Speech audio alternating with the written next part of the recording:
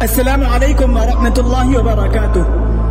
دوستو، آپ کا استقبال ہے ہمارے اس YouTube channel learn with Siddiq Ahmad میں۔ آج آپ کے سامنے ہم پیش کرنے والے ہیں آؤ گرامر اردو کے قواعد سیکھیں، اس کورس کا نواں سبق۔ جیسا کہ آپ کو معلوم ہے کہ learn with Siddiq Ahmed channel Urdu زبان پر مکمل طور پر مہارت حاصل کرنے کے لیے بنایا گیا ہے، جس میں اردو زبان سے متعلق الگ الگ چیزیں، الگ الگ کورسز پیش کیے جاتے ہیں، جس میں سر فہرست اردو مضمون نگاری کورس ہے، جو باضابطہ طور پر بھی جس کی کلاسیں چلتی ہے، جس کی 10ویں کلاس اب چل رہی ہے۔ دوسرا کورس ہے آؤ گرامر سیکھیں۔ تیسرا کورس ہے آؤ اردو سیکھیں۔ اردو زبان سیکھنے میں مبتدی طلباء کو اردو زبان لکھنا، پڑھنا اور اس کا استعمال کرنا سکھایا جاتا ہے، اور گرامر میں اردو زبان کے قواعد یعنی جملے کی ساخت اور بناوٹ کس طرح ہوتی ہے، قواعد کے روح سے جملے کیسے بنائے جاتے ہیں وہ سکھایا جاتا ہے، اس کے لیے بنیادی قواعد پیش کیے جاتے ہیں۔ تو آئیے چلتے ہیں اس کورس کے نویں سبق کی طرف۔ تو آج ہم پیش کریں گے اس میں مصدر اور اس کی اقسام۔ اس سے قبل اگر آپ ہمارے چینل پر نئے ہیں تو ہمارے چینل کو سبسکرائب کریں، اور اردو زبان پر مکمل طور پر عبور اور مہارت حاصل کرنا چاہتے ہیں تو اس چینل کو ضرور سبسکرائب کر لیں، ہماری ویڈیو کو لائک کریں، شیئر کریں اور کمنٹ میں اپنی رائے دینا نہ بھولیں۔ مصدر وہ لفظ ہے جس میں کسی کام کا اظہار تو ہوتا ہے لیکن اس کے لوازم اس میں نہیں پائے جاتے۔ مصدر وہ لفظ ہے جس میں کسی کام کا اظہار تو ہوتا ہے لیکن اس کے لوازم اس میں نہیں پائے جاتے، یعنی جو کلمہ کسی کام یا حرکت کا بیان ہو اور اس میں زمانہ نہ پایا جائے اس کو مصدر کہتے ہیں۔ یعنی جو کلمہ کسی کام یا حرکت کا بیان ہو اور اس میں زمانہ نہ پایا جائے اس کو مصدر کہتے ہیں، اس کے آخر میں نہ آتا ہے، جیسے کھانا، جانا، گانا وغیرہ۔ اگرچہ مصدر کے آگے نہ ہوتا ہے مگر یہ ضروری نہیں ہے کہ ہر لفظ جس کے آخر میں نہ ہو وہ مصدر ہی ہو، جیسے بانا، نانا، کانا وغیرہ۔ مصدر کی پہچان کے لیے نشانی یہ ہے کہ نہ ہٹانے سے مصدر حکم بن جاتا ہے، جیسے لکھنا سے لکھ، جانا سے جا وغیرہ۔ مصدر کی بناوٹ کے لحاظ سے دو قسمیں ہیں، مصدر وضعی یا اصلی۔ نمبر 1 مصدر وضعی یا اصلی، نمبر 2 مصدر غیر وضعی یا جعلی۔ نمبر 2 مصدر غیر وضعی یا جعلی۔ مصدر وضعی یا اصلی وہ مصدر ہے جو صرف مصدری معنوں کے لیے وضع کیا گیا ہو۔ مصدر وضعی یا اصلی وہ مصدر ہے جو صرف مصدری معنوں کے لیے وضع کیا گیا ہو، جیسے کھانا، پینا، اٹھنا، بیٹھنا وغیرہ۔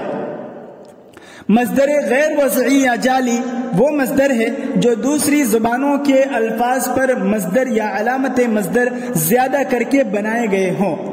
مصدر غیر وضعی یا جعلی وہ مصدر ہے جو دوسری زبانوں کے الفاظ پر مصدر یا علامت مصدر زیادہ کر کے بنائے گئے ہوں، جیسے للچانا، لرزنا، خریدنا، آزمانا، ہتھیانا، لیکچر دینا، ایکٹ کرنا وغیرہ۔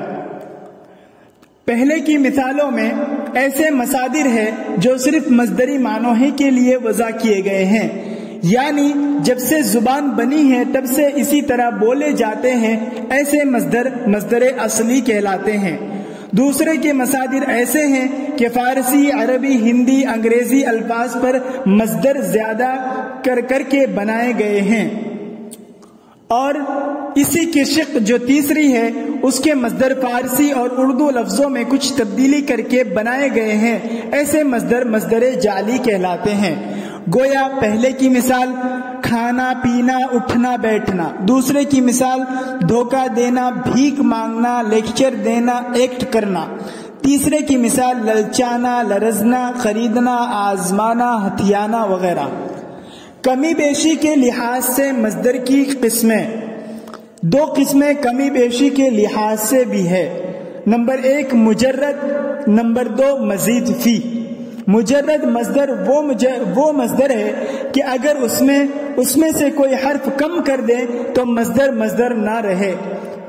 مجرد مصدر وہ مصدر ہے کہ اگر اس میں سے کوئی حرف کم کر دیں تو مصدر نہ رہے، جیسے دھونا، ستانا، لکھنا، آنا وغیرہ. دوسرا مصدر مزید فی، وہ مصدر مزید فی ہے کہ مصدر مجرد پر کچھ حرف زیادہ کر کے بنایا گیا ہو.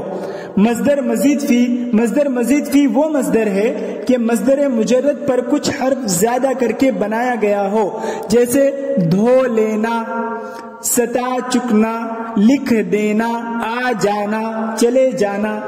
تو پہلے کی یعنی مجرد کے مصادر سے کاموں کا کرنا ہونا سمجھا جاتا ہے، یعنی وہ صرف مصدری معنی دیتے ہیں، اور اگر ان میں سے کوئی حرف کم کر دیں تو مصدری صورت بدل جاتی ہے، یعنی مصدر نہیں رہتا. ایسے مصادر مجرد ہوتے ہیں. دوسری قسم یعنی مصدر مزید فی، ایسے مصدر ہیں کہ مصدروں پر کچھ حرف زیادہ کیے ہوئے ہیں، ایسے مصدر مزید فی کہلاتے ہیں.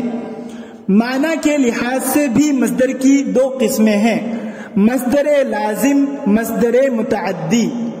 مصدر لازم وہ مصدر ہے جس کا فعل صرف فاعل کو چاہیے. مصدر لازم وہ مصدر ہے جس کا فعل صرف فاعل کو چاہے.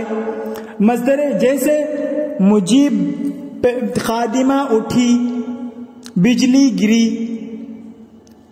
تو اس میں ایسے مصدر استعمال کیے گئے ہیں کہ جس میں فعل ہے اٹھنا، بیٹھنا، گرنا، برسنا وغیرہ.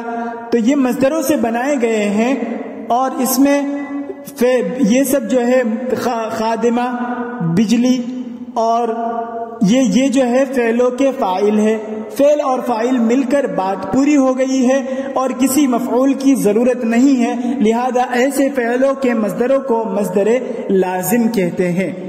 مصدر متعدی وہ مصدر ہے جس کا فعل فاعل اور مفعول دونوں کو چاہے. مصدر متعدی وہ مصدر ہے جس کا فعل فاعل اور مفعول دونوں کو چاہے، جیسے رشید نے گھوڑا خریدا، فاطمہ نے امتحان پاس کیا، دھوبی نے کپڑے دھوئے، اس نے روٹی کھائی. تو اس کے جو جملے استعمال ہوئے، خریدا، پاس کیا، دھوئے، کھائیں، یہ فعل ہے، اور ان کے فاعل رشید، فاطمہ، دھوبی، رشید وغیرہ ہیں. لیکن صرف فعل اور فاعل ملنے سے ان جملوں کا مطلب پورا نہیں ہوتا. خریدا کے لیے اس چیز کا ہونا بھی ضروری ہے جو خریدی گئی. پاس کیا، اس کے لیے وہ چیز جو پاس کی گئی اس کا ہونا ضروری. اور دھو لیے، اس کے لیے وہ چیز جو دھوئی گئی وہ بھی ضروری.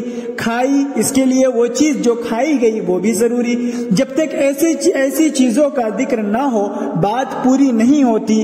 اور وہ چیزیں ان جملوں میں گھوڑا، امتحان، کپڑے، روٹی ہے. پس ایسے فعل جو مفعول کو چاہے ان کو مصادر متعدی کہتے ہیں، اور وہ مصدر متعدی کہلاتے ہیں. مصدر متعدی کی بھی قسمیں ہیں جو اگلے سبق میں آئے گی. اسی سبق کا اگلا حصہ، یعنی یہ حصہ 1 تھا اور اگلا سبق حصہ 2 اسی سبق کا ہوگا، جس میں مزید تفصیلات آپ کے سامنے پیش کی جائیں گی، اور اس کے بعد یہ سبق ختم ہوگا، پھر اگلا سبق شروع ہوگا. تو امید ہے کہ آپ کو سبق سمجھ میں آیا ہوگا، آپ اسے سمجھیں گے، اور جب اردو عبارت پڑھیں گے، اردو زبان کی کوئی کتاب پڑھیں گے تو اس میں ان تمام چیزوں کا اجرا کریں گے. ساتھ ہی اگر اردو زبان میں کچھ لکھیں گے تو ان تمام اصول و ضوابط کی رعایت کرتے ہوئے آپ اپنی تحریر تیار کریں گے. السلام علیکم ورحمۃ اللہ وبرکاتہ.